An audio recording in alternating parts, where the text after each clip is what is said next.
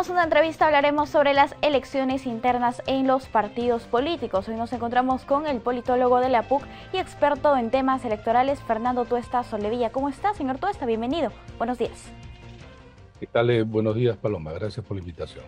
Gracias a usted por acompañarnos. Ante la posibilidad de que no se realicen las elecciones primarias con miras a las elecciones regionales y municipales 2022, se tendría que generar un marco normativo para la celebración de las elecciones internas. ¿Cómo debería realizarse esto?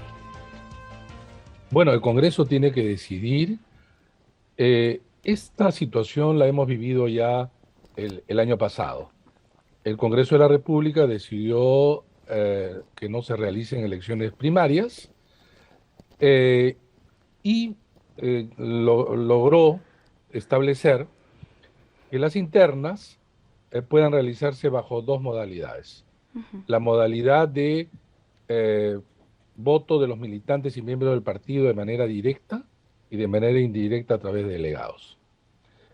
Creo, sin embargo, que la experiencia ha mostrado que estas alternativas lo único que hacen es llevar a que los partidos apuesten por la segunda, que es lo que ha habido generalmente a lo largo de 2 décadas que tiene un poco menos la ley de ahora llamada organizaciones políticas.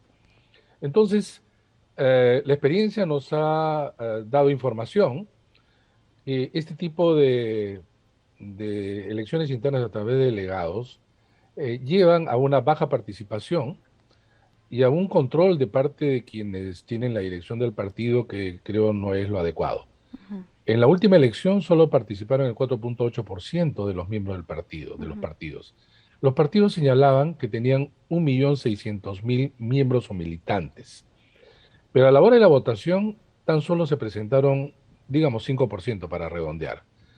Acá hay un tema, porque la pregunta es, si los miembros del partido no se acercan a votar para seleccionar sus candidatos, es pues un evento atractivo para cualquier militante. ¿De qué militantes estamos hablando? O la otra posibilidad es que en realidad los padrones no son padrones sinceros, ¿no? Vale decir, son padrones inflados. Este tipo de elección a través de delegados ha sido la constante usada por los partidos políticos y el cuestionamiento de parte de los propios miembros.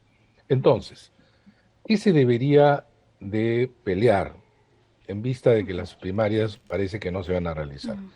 En primer lugar, que solo exista la modalidad de un militante, un voto, elección directa de todos los miembros de los partidos. En segundo lugar, establecer un umbral que en realidad la ley establecía ya para las primarias, establecerlas también para las internas. No puede ser posible que un partido se le dé la posibilidad de postular con sus candidatos cuando ni siquiera en sus elecciones internas, pues por ejemplo, van a votar solamente 3, 4%, 5%. ¿De qué partidos estamos hablando? ¿No?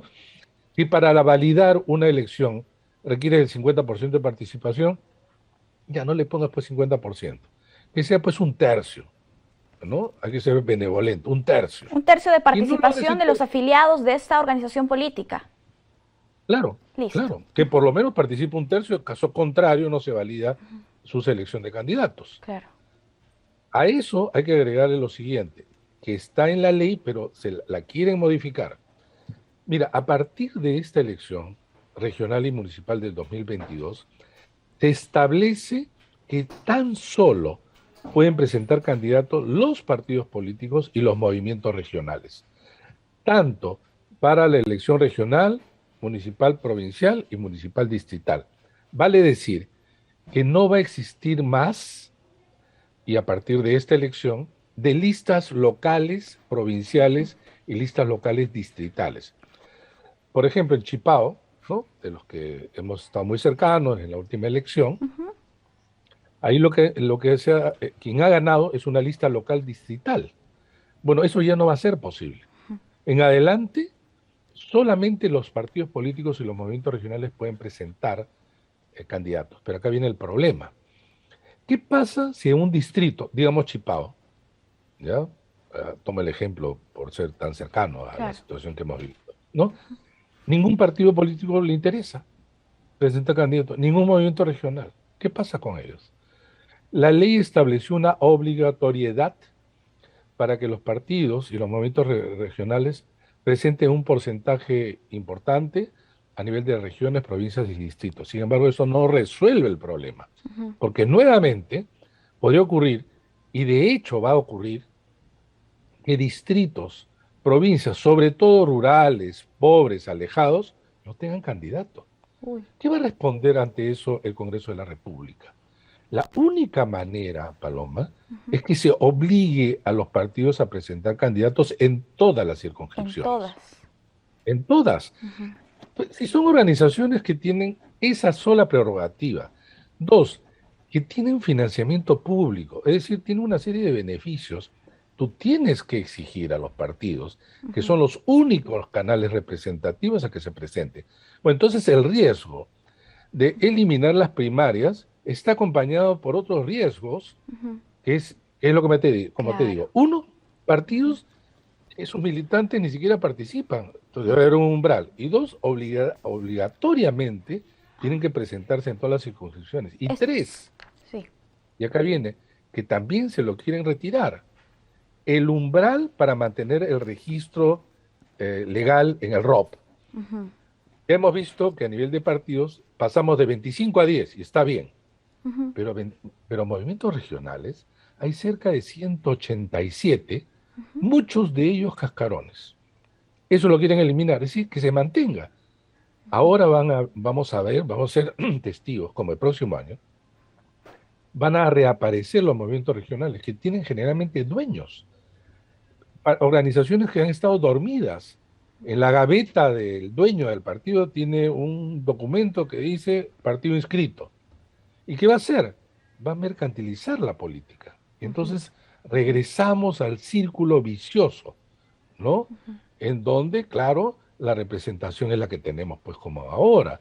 Entonces la reforma política que se avanzó en algo, digamos, tiene ahora un problema y un retroceso al no realizarse las primarias. Pero si a eso las internas son de la naturaleza que siempre hemos vivido, no vamos a tener resultados distintos.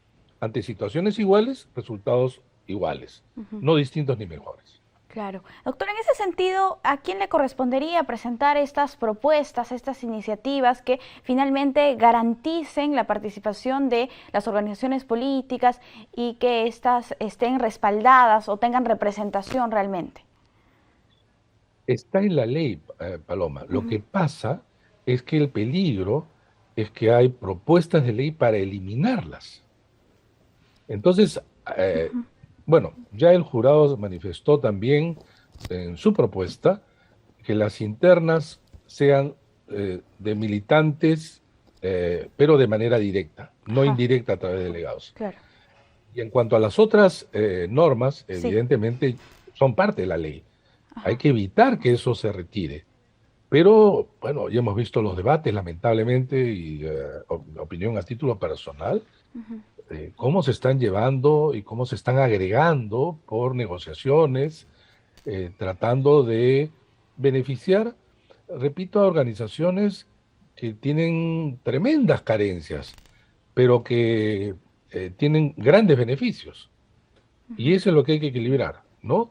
Se Ujú. tiene derechos, pero también se tiene obligaciones. Ujú. Bien, listo. ¿La participación de los organismos del sistema electoral en estas elecciones internas debería ser la misma que hemos visto ya previamente o que se podría aumentar, No, corregir? está muy bien la presencia, pero si es que, por ejemplo, el año pasado se hicieron elecciones internas, participaron los organismos Ujú. electorales, se hicieron buenas elecciones, pero ¿de qué vale que se hagan buenas elecciones si la participación es 5%? Claro.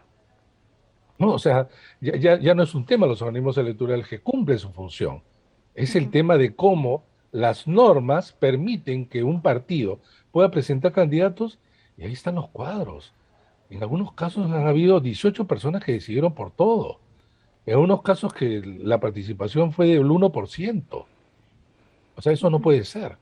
Es necesario que se modifiquen las leyes en un buen sentido, porque ahora tenemos la suspensión de las primarias por un tema también de, com- que ha comprometido el propio cronograma electoral, ¿no? Sí, pues. Se ha Sí. hecho ya es demasiado Ujú. estrecho para las funciones tan importantes y acumuladas que tienen los organismos electorales. Ujú. El Congreso sabe que mientras más avance el tiempo, este se convierte en el mayor enemigo de cualquier organización de un proceso electoral. Eso lo sabe, pero bueno, eso es también lo que estamos lamentablemente observando. Ujú. Doctor, brevemente ya para finalizar, ¿cómo vamos a hacer para institucionalizar las elecciones primarias en nuestro país? Lamentablemente las generales no se han podido realizar, tampoco en las regionales y municipales, pero más adelante esas tendrían que realizarse. Y hay que completar, ¿no? Con otras normas, Ujú. porque en el año 2026 va a ser peor, Paloma, porque en el 2026 vas a tener en abril primera vuelta, en mayo segunda vuelta, pero en octubre de ese mismo año elecciones regionales y primera vuelta regional y municipal, y en noviembre elecciones regionales segunda vuelta. O sea, en un año vamos a tener 4 elecciones. Uy. Es decir, cuando estemos en elecciones generales ya se habrá convocado a las regionales y municipales. Ujú. Si ahora que están separadas hay problemas, imaginarás tú el próximo 2026. Ujú. Entonces el Congreso tiene que determinar, si no es para ahora, las reglas complementarias absolutamente necesarias para hacer primarias. Sin embargo, personalmente, tengo mis dudas sobre que esto se vaya a hacer, porque los partidos no quieren las primarias. Ujú. En general, no quieren. La vez pasada fue el tema de la pandemia, que fue en realidad un pretexto, porque si hubiera sido el tema de la pandemia no hubiéramos tenido tampoco primera y segunda vuelta Claro. electoral, y Ujú. no provocó bajo ningún punto de vista el brote o rebrote de la pandemia. Y hoy día, en ninguna parte del mundo se suspenden ya elecciones por pandemia, Ujú. por Claro. pandemia, que ha sido el argumento del Congreso en realidad. Ujú. Bien, bien, doctor. Vamos a ver en todo caso qué se puede hacer también desde los organismos electorales y desde la sociedad civil para impulsar estas reformas y finalmente fortalecer nuestros partidos políticos. Ha sido un gusto conversar con usted. Gracias a ti, pues. Hasta Hasta otro luego. momento. Gracias. Amigos, tenemos que hacer una breve pausa. Volvemos.